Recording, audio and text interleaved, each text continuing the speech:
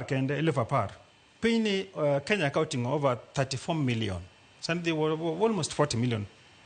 Kidwa ni mundi luongi jomoko mi yiera ni magi joma dwani mundi luongi. That is not right. Nikech problem ka nitie japuonj kaka ng'iewo sukari e kaka amba ng'iewo sukari.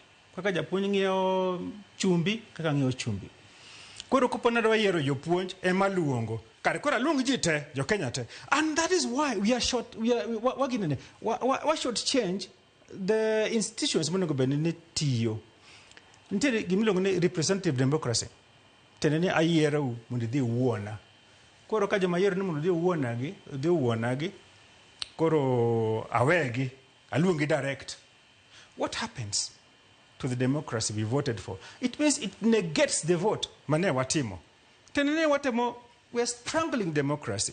Watemo deyo demokrasia manye waketo. Kana se yiero ni dhi wuona. Kicha kiluonga. Ang'ama no goni kura. Iluonga niya ni koro biane mondo wuo kodi. Tenene what should circuit democracy. So okay. Just finishing. So what I'm trying to say here, Kaber, this country has problems. Monego bedeni bedo sorted out. Kata bedo ni ng'iyo e yo mopogore gi luongo ji State House. En yo mane? Yo monego bedni ng'iyo number one. Problems kan nitiere kaka koro sani nyawan gi problem mar ji hinyore sani. Awinjo kane mheshimiwa ma Prime Minister Raila Amolo Odinga ne temo wacho gimiluongo ni referendum. Nitie chike mosebedo ka ok ti, to chike gi onego bed ni tiyo.